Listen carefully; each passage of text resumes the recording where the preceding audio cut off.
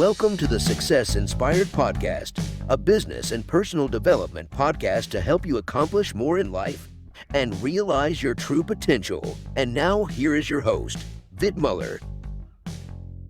Hello, everybody. My guest today is money and marketing strategist who helps business owners charge what they're worth and get it.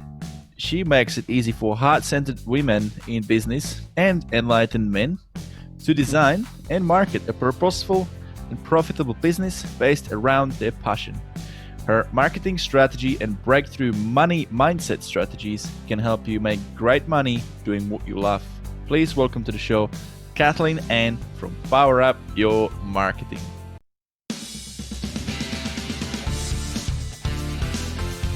Morning, Kathleen. How are you? Good morning, Vit. I'm very well. Fighting fit, in fact. Very good. Fighting fit. Awesome. Fighting fit. What have you been up to this morning? I mean, it's 8 a.m. Probably not much. Well, I've been getting prepared to chat with you, in fact. Awesome. What does that mean? You wake up, how early did you wake up? I normally like to get up about 6:30. I don't like to be too early, but as I said, I live in a outdoor aviary. The birds get me up and going usually.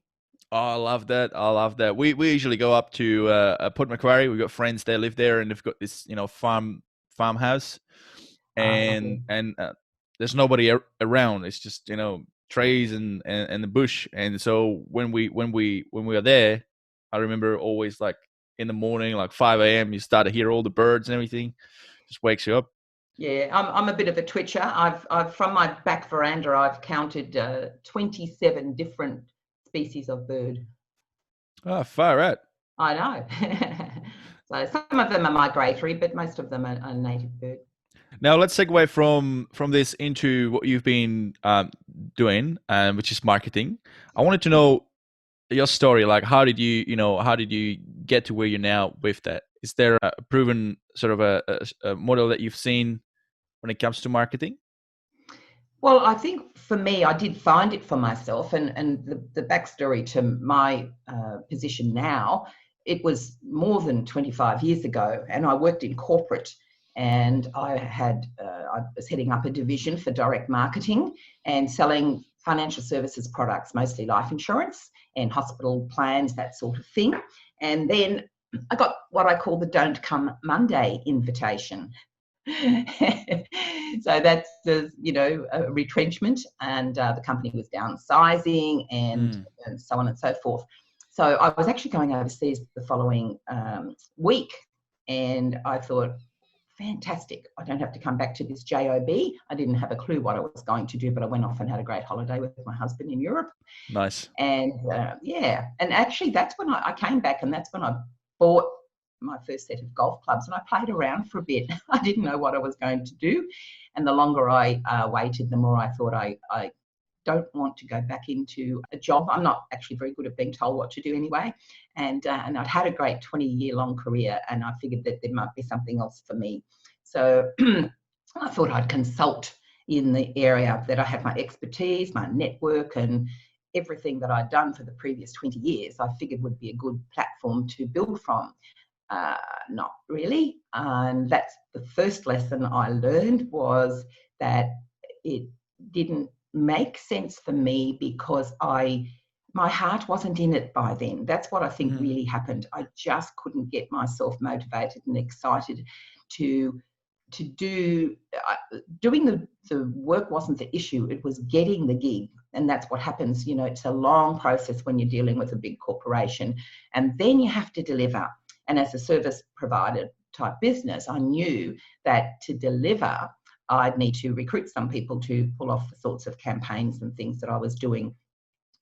I wanted to be a solopreneur. I didn't want staff responsibilities, and I didn't want to have to manage other people.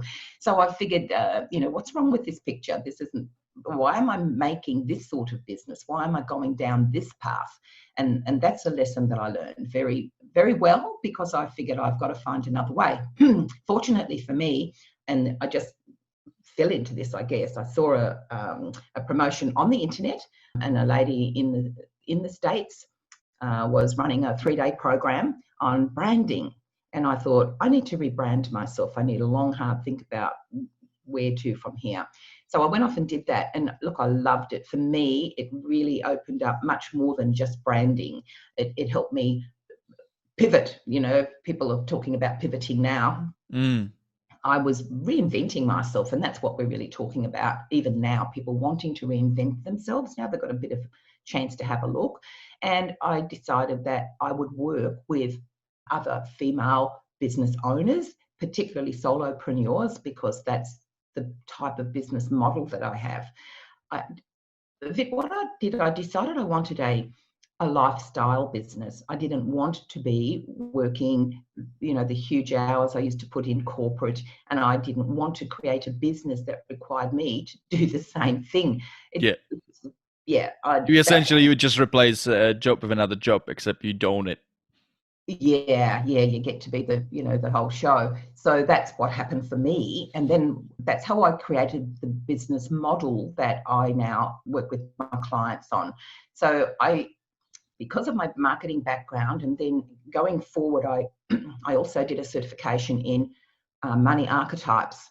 What happens is that you can give people all the information, you can get them set up, and everything is ready to go, but they don't get out of the driveway. That holding back or not showing up fully, and women in particular undervaluing themselves. And I talk about enlightened men, because a lot of guys find me now because they say, but I want that too. I want to be front of my business. I want to be seen, and I want to be myself. I don't want to have to be like, in corporate in particular, like you expect the client's got to see just that, that face, not the real person.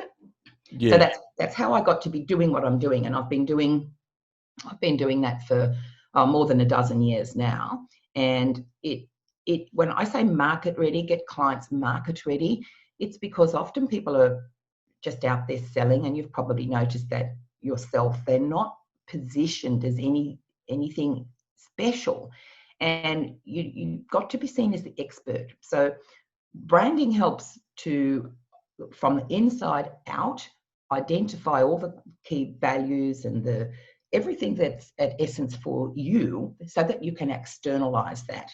And it's very subtle.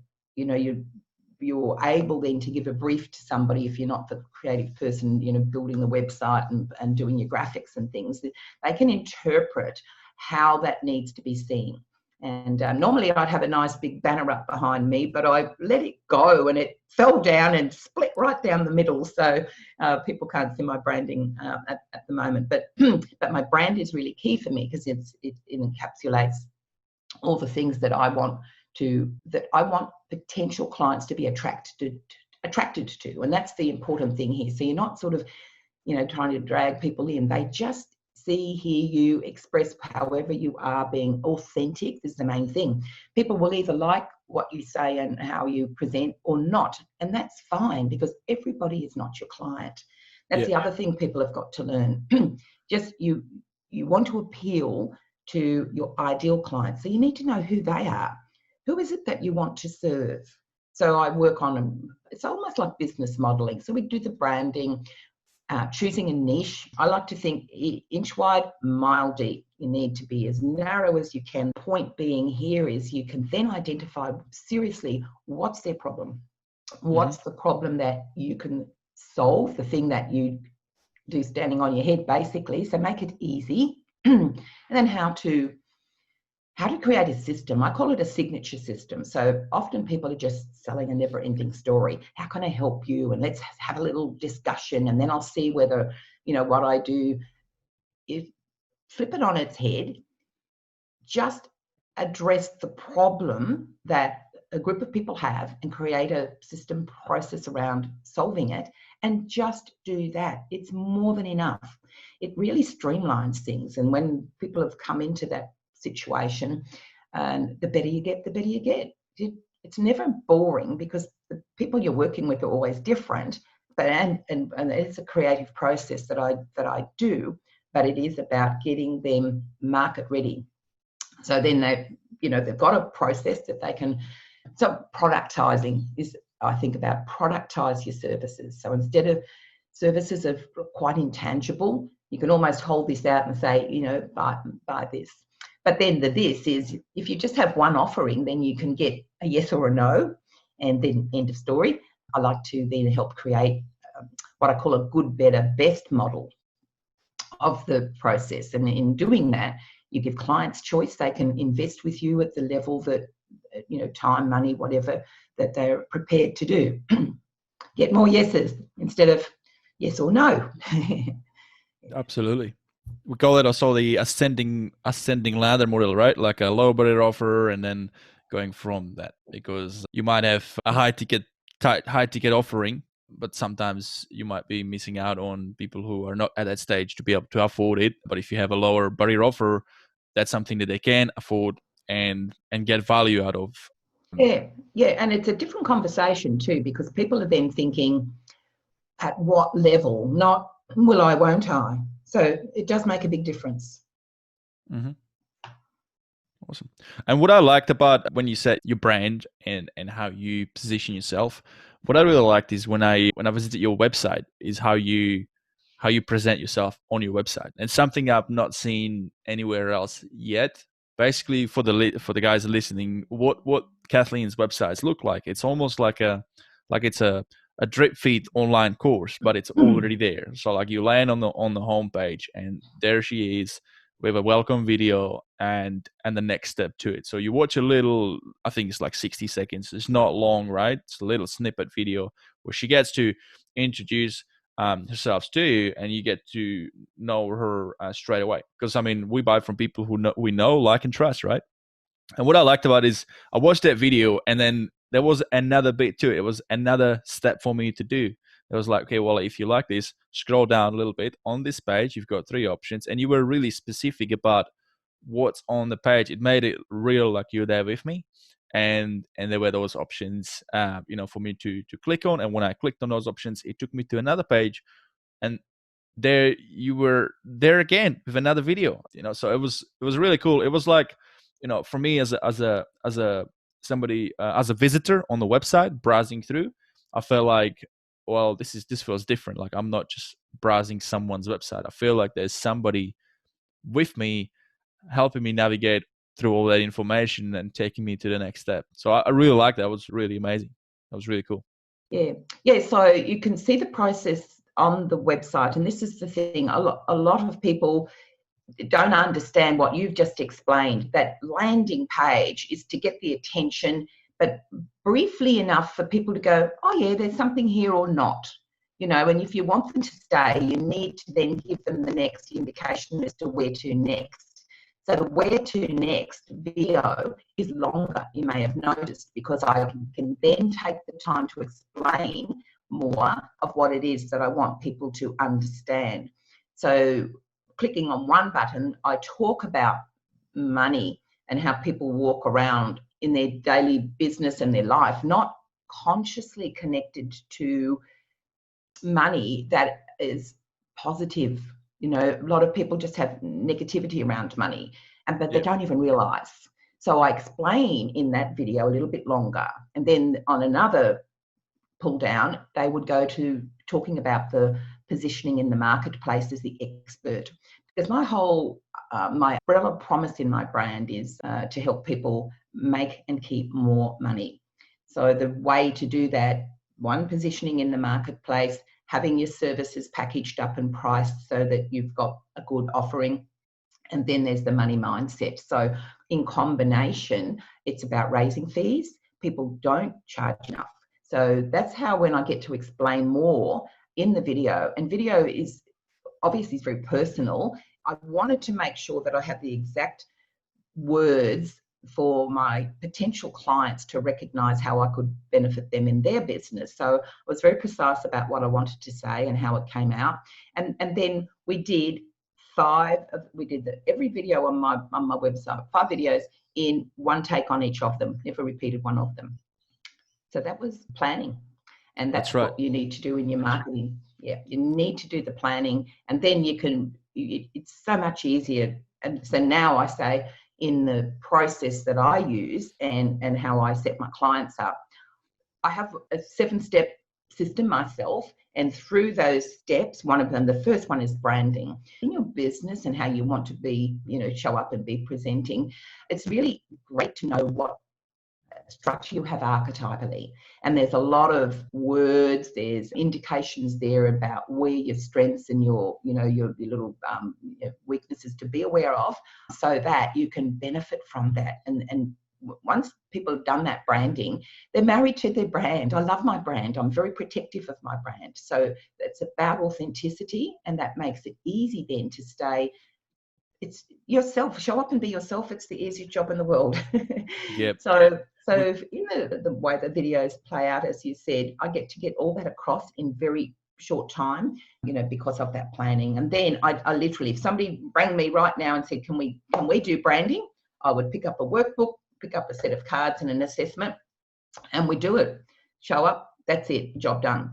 Like you said, you've got a lifestyle business, and if you haven't had a good systems around it, wouldn't be a lifestyle business. So exactly. You've got a system that you follow that makes it efficient to get your work done and quickly deliver, which is awesome. And on the point of preparation, have you heard of the rule of 5 Ps? 5 Ps? Yeah. Tell me, is this in marketing? You mean product, price, and No. So it's not different, and it's something I'll just have to then mark this episode as X-rated, I guess.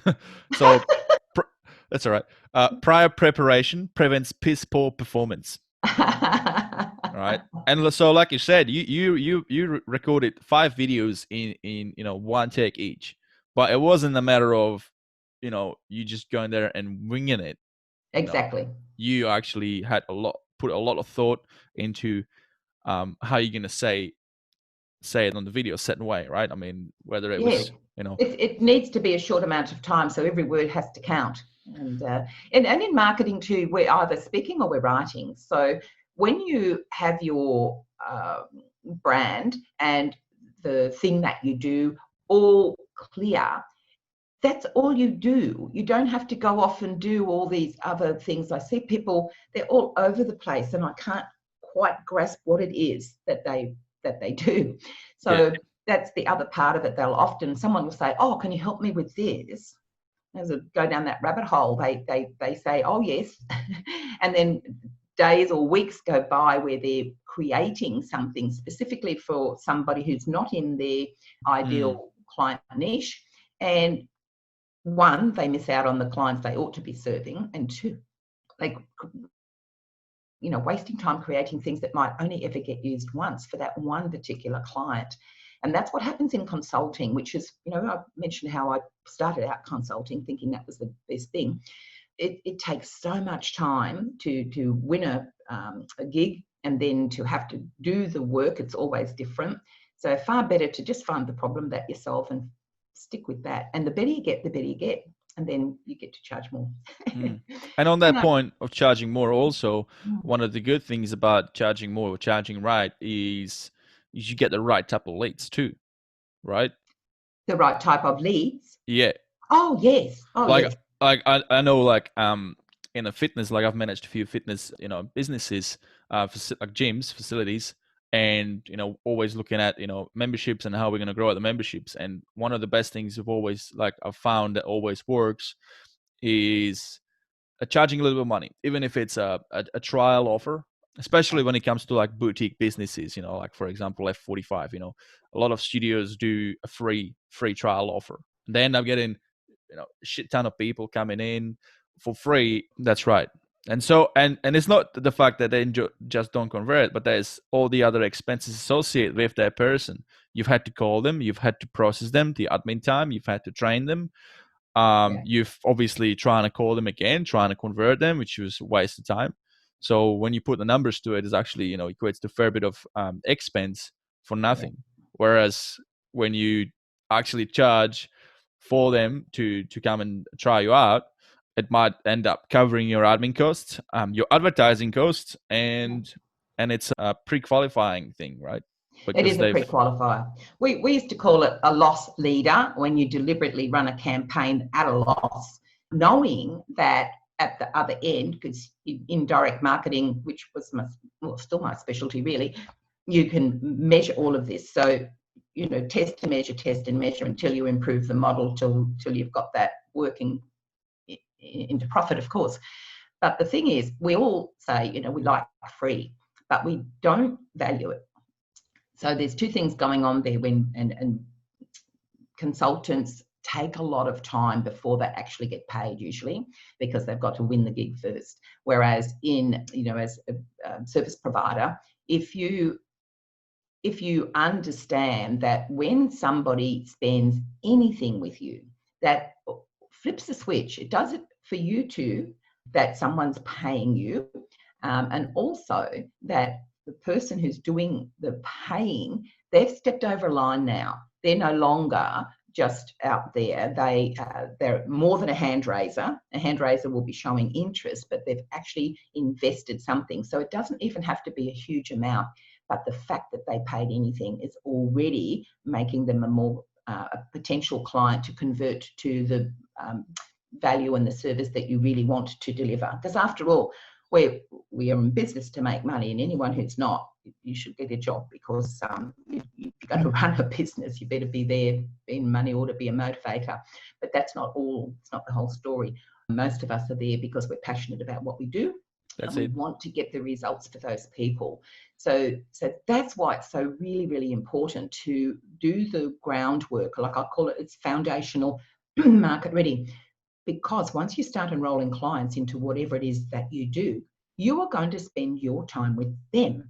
So if that's not what you enjoy to do and they're not the type of people, you're not going to want to get out of bed and get into business, are you? That's just, you will be setting yourself up for failure. Why not set up for success? Why not find the thing you love to do and get better and better at it?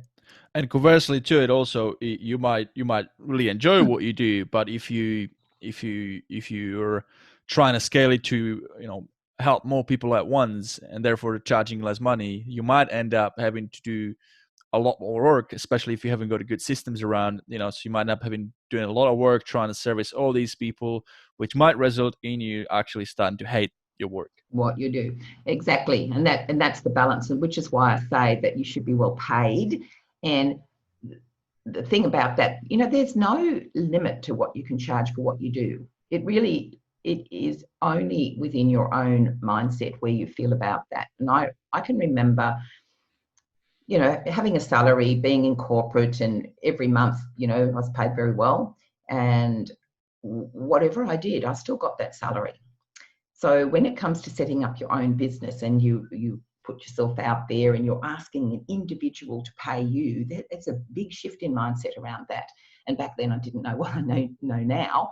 But when somebody paid me that very first client that I signed up, and I was just amazed how I felt about that. I instantly thought, I've got a license to make money. That's what I thought. Right.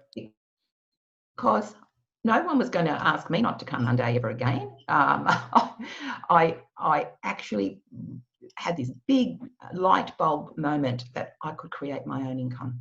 And until that point, until somebody actually paid me, I don't think I believed it. I know that the first, I help my clients set a bold money goal. How much money do you want to make?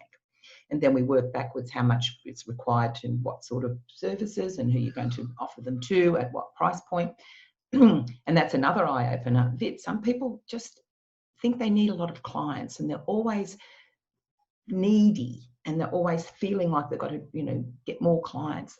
When really, as service providers, we don't need a lot of clients. If we've got the right business model and we've got the right offerings at the right price point, there's only so many clients that we can serve. And yes, there's the one-to-many model, and we can leverage, and that's a great thing to have in your planning. However, there's still only so much that you can do. You can then start doing online programs and all sorts of things, yes.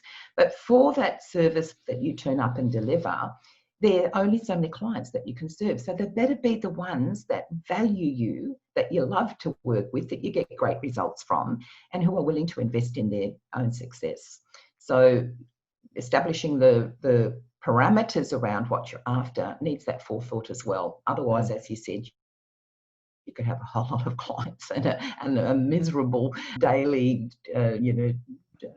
life, just getting through looking after them. And the people who pay you better, they're the best performers. They want their value, yes, but it makes you step up. Have you noticed that? The people who do charge well, they perform well too. Yeah. Yeah. And so And the other interesting thing that happens is also from their point, because they're actually invest a lot more money, they actually do the work. Oh, they do the work. Yeah. So that's the other thing. You don't need to motivate those people because they want their ROI, and that's what they're investing in, and there's the value. So when people are selling, they're often talking about what they do, and how, the client isn't actually interested in your process until they're ready to invest with you. They just want to know you can solve their problem. So then they just step up. They identify that you're talking to me. That's what happened when I was looking for solving my own problem. 2 weeks later, I was on a plane to the States, and I went several times working on my own business and certification programs, because I thought, there's so many people just like me. I really could help them, and that really lit me up.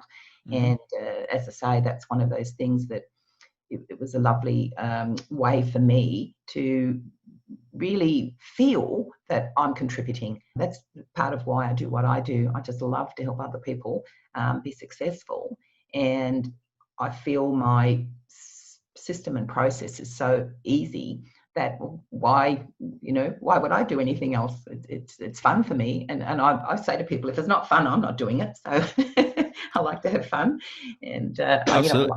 And that's your lifestyle. Now, for somebody listening, this lifestyle business that you've been able to create, what is it look like for you? Like, what does it feel like on your day to day? Well, freedom, really. It's totally free. I can work where I want. I can deliver my services in person, but I can also do them online.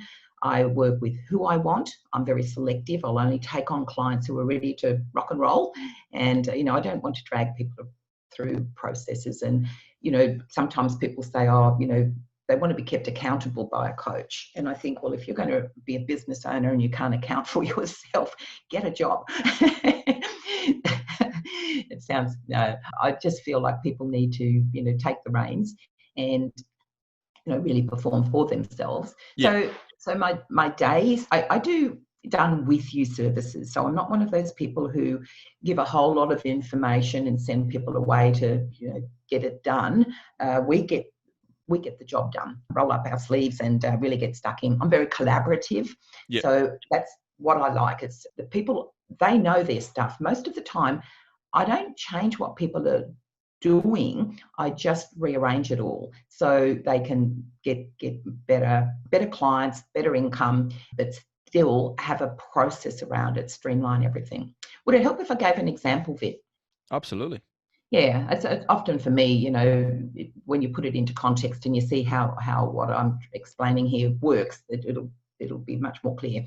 So Sharon Hesp, one of my clients, Sharon, people will find her on Facebook.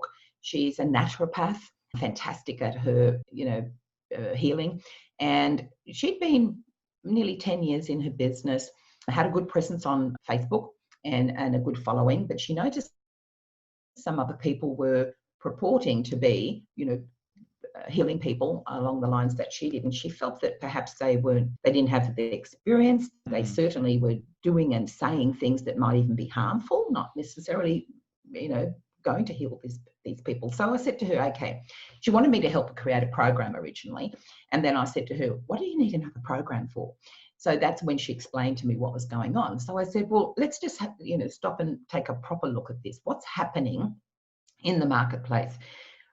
Your branding was Sharon Hesp, naturopath, and it was the food intolerance expert. That was how she had been branded for many years. It's pretty niche.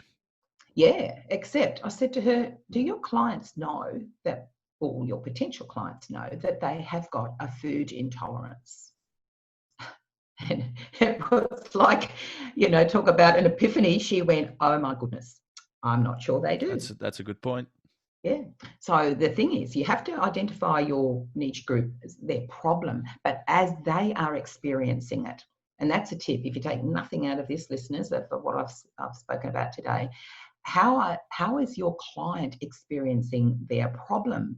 Because if you're not hitting on that, it's going past them. So this is what happened with Sharon, food intolerance expert. So I said, well, what is their problem? And she said, oh, they've got a crook gut. And I said, okay, would they know that? And she said, oh, for sure, they'd know that. They'd know that. Anyone who's got a crook gut, they know they've got a crook gut. I said, there we go. That's their problem.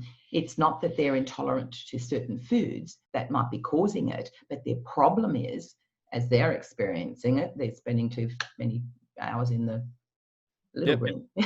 Yep. So then I said to her, okay, so let's look at it then from their point of view. What is it that you do for them? And she said, well, I heal the gut. Crook gut, heal the gut. So you can see instantly the different positioning in the marketplace than the food intolerance expert.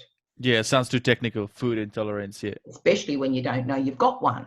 You know, some people may, but it's still not addressing the problem that they're experiencing every day, all day. So having gone that far, we then went, okay, let's create a system, because as a naturopath, there are processes, obviously, but they're not necessarily written down and packaged up to market. So we created a program. This is the signature system, Heal the Gut in 90 Days. So here's and then of course the branding, instead of being the food intolerance expert, she's now the good gut girl. Nice alliteration for marketing purposes as well. So here's the good gut girl, heals the gut in 90 days. Makes sense. And it's so easy for people to go, oh, that sounds great idea. I've got this problem. Let me investigate this solution. So then we actually then created the good, better, best model I spoke to earlier.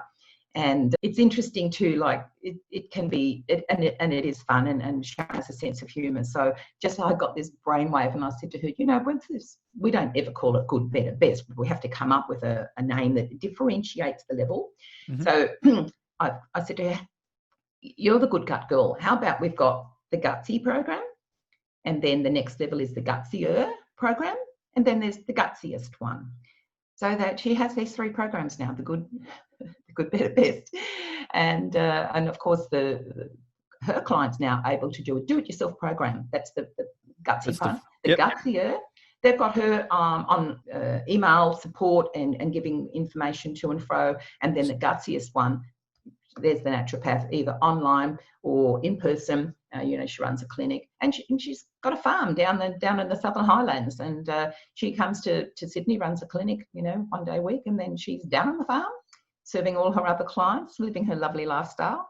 And yeah, so it's kind of like a do-it-yourself. I'll do it with you, or and in her business, you know, that means getting, you know, samples tested and analysed, and then giving the it's going really in depth. Yeah. So the program's pretty much the same. It's just that there's this different points that people go through. And I think people need to understand too that some people, and look, the airline industry is the best example of this. There's a plane, and you're getting on here and you're getting off there. And yet people are prepared to pay, you know, 10 times as much to get on that pointy end, sit in the big chair, as to get on the back. They're breathing the same air, they're going to the same place. There's very little difference, except, you know, higher level of service, obviously, but they want that level, high care, high touch, and there's plenty of money out there, and plenty of people are prepared to invest at that level. So, you know, there's every example, in practically, there's not a business that can't create a good, better, best model for their clients. Absolutely. And sometimes you get lucky and you get a first class by accident. You do. You could get upgraded. Which was my case. And let me tell you a funny story, because I did this. This was interesting. It was not first class, but it was business class. And it was back in the day when I had my corporate role, and I was going on holidays for 2 weeks, and there was a magazine, and it was promoting, in that magazine, there was a full-page colour ad. It was for Qantas, and they were in that, sorry, the prize was with Qantas, but the competition was, you had to tell them how many, you know, how much money it cost to do a full-page colour ad, a couple of other questions. I filled it out, faxed it off in those days, and went on my holiday. And the day I came back, I had a phone call, and I was just about to leave. And I had made a deal with one of my other colleagues, another female, that we were always the last one out of the office, and we were going to change that. And twice a week, we were going to head down to our car, our, stuff in there, and walk. We walked in the Botanical Gardens in Sydney, and we did that a couple of times. Oh, that's a nice place. A beautiful place.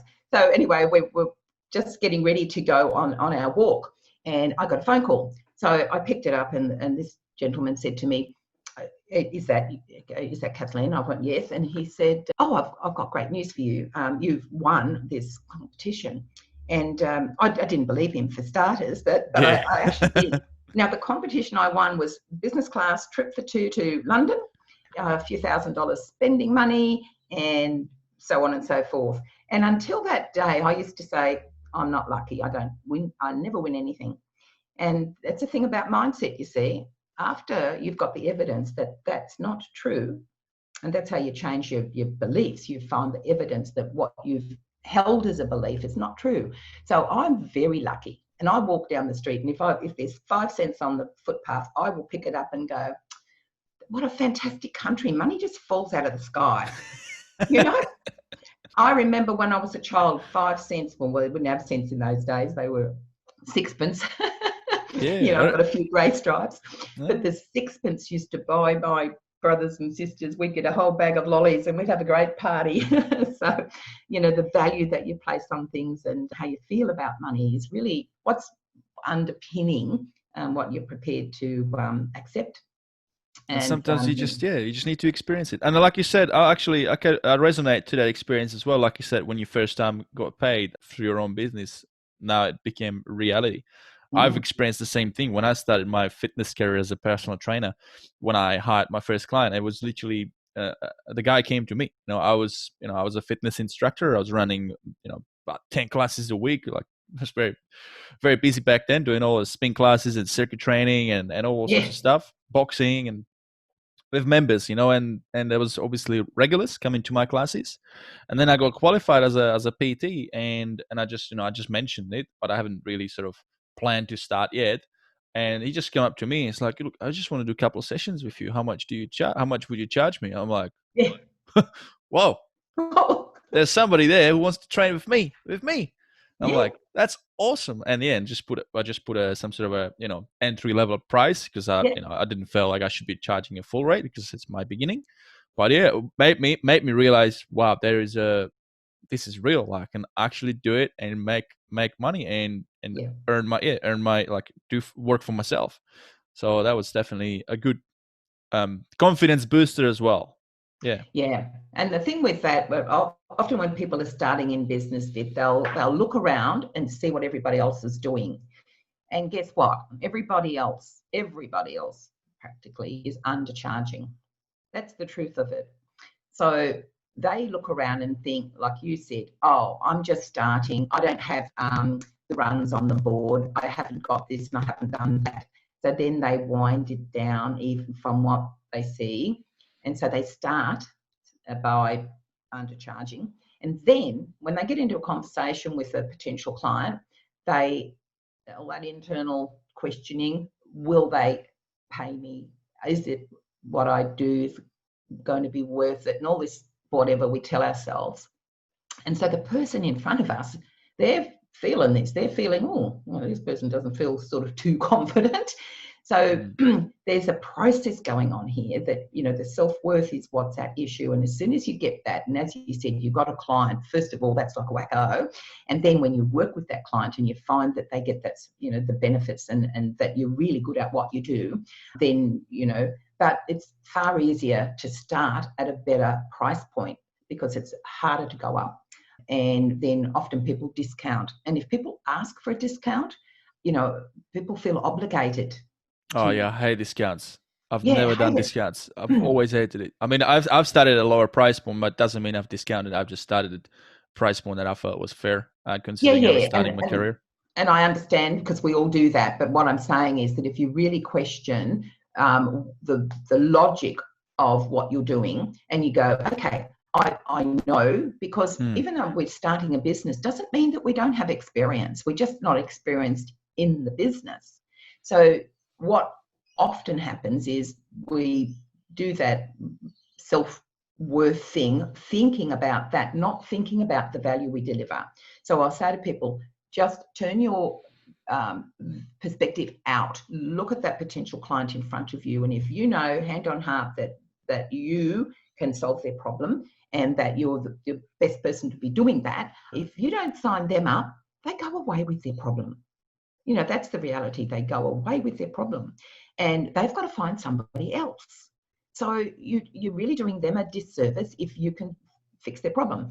And as we said earlier, when people put skin in the game and they put a better investment into their solution, they are going to they're going to perform and they're going to get the outcome and everybody's happy. They'll only be disappointed if they don't get the outcome.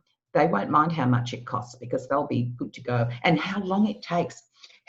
I give this example to healers all the time. You know, some people I know, they've got like 5 different modalities. They're constantly doing something else, and you know, the client doesn't care. If they've got a problem, they want it fixed, so long as you don't hurt them, preferably, and they will invest in their health or recovery, whatever.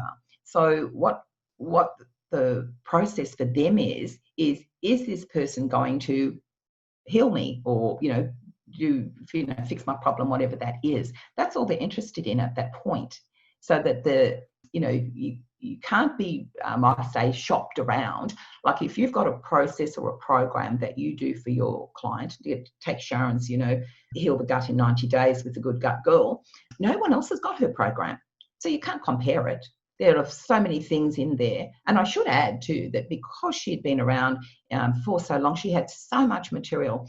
She'd never monetized, books, video, training, cooking, recipes, food, and food and nutritional information. So I've gone to her, you just need a membership site. So all of that accrued information now is on a membership site. People can pay monthly and they can get this information and constantly, as long as they like to stay in the program. Now, so, even if that was obviously before publicly available, is that a problem? Say if you had a blog and you had those videos set up for public on absolutely. YouTube. Absolutely. See, this is the other thing. It's the other thing people underestimate. We want things done for us. We want them quickly. We love things when they're all in that one place. So there's all that free information out there. Half of it's not correct anyway, but it's all over the place. People want to be able to go, okay, I know, this is, to Sharon's example, they know that they're going to get monthly information that keeps them on their healthy path. And she's constantly giving out information, even, through her Facebook. But it's not all in the one place, and it's not all addressing the problem and et cetera. So it doesn't matter. And the same, people say, but I've heard that before, or we say, I've said that over and over and over. Wouldn't we love it if our clients or our potential clients remembered everything we'd said? They don't. We don't remember everything we hear. So we need to continually give that information. But if you make that whole process simple and easy, package it up. Yeah. So never think that information's not valuable. What is valuable is the way that the people can consume it, and your take on things is different to somebody else's. Don't worry about everybody else. I actually don't worry about what other business coaches are doing. They don't do what I do. And the clients that I serve, they're looking for a very specific solution that I can provide. That's all I worry about. Who can I help? Who can I get? I can see people who are, maybe not doing the best out there in the marketplace. And if they hear what I say and they ask me for some input, we actually just have a conversation. I help people understand what they've been doing and how they might improve on things, and if we are a match to work on that. And if we're not, that's the reason I'm in business networking. I can direct them to somebody who can help them. I'm widely networked, and there's all sorts of people, and I don't implement. So once I've got somebody market ready and they're getting underway with building a website, writing copy, getting the videos made, all the rest of that, I can introduce them to people that I know are expert in the bit that they do. Absolutely. And for those listening, I'm a member of BX Networking as well. And actually, if you hang around long enough, there's going to be an episode that I've recorded with the founder of BX Networking, so you get to find out more about it. And if you're a business owner in Australia, and I believe anywhere else works as well, you can join this network and get a lot of great value out of it by, getting to know other business owners, create referral partnerships, and a whole lot of great stuff. But I'll leave that for the next episode to just keep an eye out. That's how we met, Vit. So I think it would be. That's great. Right. Yeah, that's how me and you met together at BX, and there we go. Now, I just wanted to add on that on the point of value, just to wrap up on the right price. The other thing is also what was very interesting to me, which I didn't realize, never crossed my mind, is when you discount yourself, not only obviously you devalue yourself, like a perceived value goes down. Yeah. But sometimes people will not sign up with you because that price is too low. They would think that the product or service it's less quality because they perceive they associate the price to the cheap. Quality. Right. Cheap. Yeah, cheap. It's cheap. Cheap. And we know what that means. You're exactly right. And see, it's so interesting, isn't it? The whole thought process around charging what you're worth. It is the opposite when you are the cheapest one out there. If you're competing on price for starters, you're on a race to the bottom. It's the worst business you. Oh, it is very much race to the bottom, isn't it? Especially once you start react to to your competition. If they're doing deals and if you jump on that same boat, it's just a way downhill. Yeah. So just continue to focus on the value, and I think the value then if your client isn't ready to sign up, then they haven't prioritized what you're offering them in what they need. So if they went away and signed up with somebody else, there could be some reasons for that. It may be that person had a more fit program for them, something was a better fit, or it could simply be they weren't. Sales process failed. Yeah, they weren't confident that you would deliver. Yeah. So this is why it's really so important to make sure that you're delivering great value and at a great investment point, and then hold your boundaries. People, especially women, they're a bit of a pushover sometimes because they really want to help everybody, but it's not helpful for them if they're running a business. They won't be around long enough to help anybody if they don't stay in business. So there's this going on, but this is our conscious mind. We're thinking logically and we're intelligent people, but it's what's going on in the subconscious. That's who's really running the show. So 5-year-old Vit, he's running your show, and 5-year-old me. So we have to constantly be aware that our thinking is we're not aware unless we become. So as soon as you become aware about something, and this is when people say, oh, well, how can I change my beliefs if I don't even know what they are?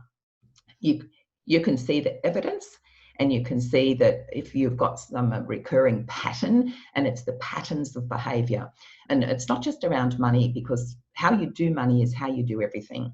And I see some people who are very, like they're giving away basically everything, the money and everything else. But there's some reason behind that behavior. Why, does one person do this and another person does that? There's something going on there. And so, we have lots of positive beliefs. So it's not about, turning yourself inside out. It's just about being aware about the things that are holding you back and what you really need to change if you're unhappy with certain situations and circumstances.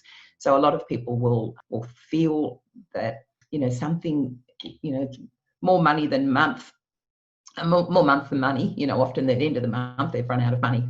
And every month it's the same. And they just cannot see that they've tried so hard, they've done this, they've done the other, and something's happened or whatever might be going on. And they can't see that they are, that it's a pattern of a behavior that they have. And that's what understanding your money archetypes can help unearth that. And once you're aware about something, then you can go, oh, is that true? Like in the things we grew up hearing, and this is one thing that holds a lot of business people to working too hard. have to work hard for your money. How many times have we heard that in our lifetime? You have to work hard for your money. No, you don't. Your money can work hard for you. You can put your money to work for you. And then you also can, work smarter and not harder. So that underlying belief is that you have to work hard for your money. And people think that that's a great work ethic. Are they really hard workers? Isn't that fantastic? Oh my goodness. Why do you buy into that? It's because it's in our subconscious, because that was what we were raised. Most of us were raised to work hard, that's work hard. And I think that's what keeps a lot of people on a treadmill, and they don't feel like, if they're making money easily, they feel guilty, because don't you have to work hard for your money? Yeah. So it's fascinating, endlessly fascinating. And the more you can uncover, I think, like the leaves of an artichoke, peeling them back, till you get to the heart of the matter. And that's where you can start making real and continued progress. Because once you've expanded, you can't go back. Once you know things, you can't unknow them. And that's the beauty of this. It's really just a continual self-development and valuing yourself. It just is rewarding on so many levels. So money is just a tool. I think of it as looking through the lens of money, and you can make so many improvements in so many different areas by acknowledging that. And the better it gets, the better it gets. Love it. Kathleen, with your business, you've been around it for 20 years now? More than 25. Different model in the last 15 or so, but yes, I've been rowing my own boat all that time, Vid. Reason I ask is, so everything that we've covered so far, we've provided people with valuable advice, with actual information about marketing. We've talked about value proposition. We've talked about importance of nichifying, and that's all great. That's all great advice. That's all great information. We've also talked about your personal story. How did you start from your career? But I also like to throw in some sort of a story from your own point of view of you running your own business, sharing what was the toughest time that you've had to overcome. And what did that do for you? Because what I get out of these type of stories is, and for the listeners, is I think it's a good inspiration, and for people to know that no, it's not an easy road, and nobody's had it easy. But knowing that you can overcome certain hardships. I've personally overcome certain hardships in my own business, and I'm sure you would have as well. What was the toughest thing that you've had to overcome over the time? Yeah, well, I think it would go back to that story about starting on the wrong path. And as you know, you've got a lot of setup to do when you first go into business. And I chose to create a company. I didn't go on a sole trader. Sole trader, or I figured no, I'll start a company, and I did that. And I then did spend a lot of time knocking on those corporate doors. And as I said, I got some great business. I did work for the Commonwealth Bank and other big insurance firms, and I had so much invested in that, and yet I knew that I was working far too hard for it was like I say rearranging the deck chairs on the Titanic. My income was all over the place. I was feast or famine. So it was a very difficult decision for me to say, something's got to change. I either have to go back and get a job, heaven forbid. That was my motivator. I won't do anything to avoid doing that. And I figured I just had to find another way. So I literally had to scrap what I'd done. All the work I'd put in and all the effort, my original branding, everything, I had to go. That's it. That's got to go. And I did. I was on a plane 2 weeks after I saw this possibility that I could do a rebranding program, and I did that. I thought, if I don't invest in myself and I don't get this working for me, I will have to, let that go and go and get a job. So I think that was the most critical time for me, because after that, I got into flow. I got what I really got what I wanted, and yes, I had to work at that, and over time, build that up. But it was ditching what I'd put money and time and my reputation. That was the thing. I felt like I'd failed, and I knew that I'd had such a good career, that how did this happen? So that was very challenging, but I like a challenge. So I just had to find another way. And that's what I think we have to ask ourselves when we're starting and creating a business. Is this the business that's going to serve us? And I never asked those questions. I just thought I would get paid well to do what I'd always done. Just based on your knowledge and expertise. Yeah. Yeah, and it made absolute sense to ride on my career, my corporate career, and everything that had brought to me. So I don't think back in the day there was opportunity that is now for people. Like, there are a lot of coaches now that, I call myself a subject matter coach, because I don't, I can do the things that I'm doing, from very specific processes to, marketing and money. But back then, I was offered a, outplacement service, and I said to the guy, "Thanks for the money, honey. I'm out of here." I'm going to Europe for 5 weeks. When I get back, I might talk to you. And I never did. That was a bit, probably just how I felt at the time. I think I thought, no, I'm not going to go. I'm not going to go because they're going to talk to me about getting another job. So that challenge, I suppose, I think it's a bit easier now, because there are people who they're business coaches, and that's a much more common thing. But the thing I have to say, people should look and see what is it that they need right now, because often people hire a coach and they're not the right match. They're not getting them to that next point. So what is that next thing that you have to solve? And get that done, rather than, in these general terms. So find out, have a good long look at where you're at and where you want to be, and then find the person who's been there, done that, who can take you there as well. I think plenty of people have just, read a book and, they sort of know some stuff, but they're maybe not necessarily the right match. So I think clarity.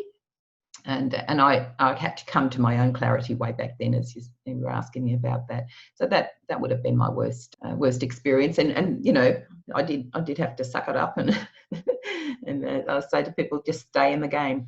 Yeah, stay in the game. Kathleen, it's been amazing having you in the show today. Is there anything that you'd like to say to the listeners? Any particular offer that you have that you'd like to let people know about? Well, certainly I would like to offer anybody who is listening, if they were to go to my website, and whether it's on marketing or whether it's on money or a combination of, you'll find if you look at the services tab and pull that down, and I'll invite you to have a 30-minute conversation with me on the phone or Zoom, and we can have a chat about where you're at, what you're wanting to do. And as I say, if I'm the person that might help you accomplish that, and if not, I can introduce you to somebody who could. So that's my main role, is to give people the opportunity to identify what's next, what's the best step for them. And if that's me, that would be fantastic, because as I say, I love to help people get where they're going, and I'm all about success. Awesome. That sounds great. I'll put it in the show notes. Kathleen, I hope you have a nice sunny day so you can go and play golf. And once again, thank you for being on the show today. And once again, thank you very much for inviting me. It's been my absolute pleasure.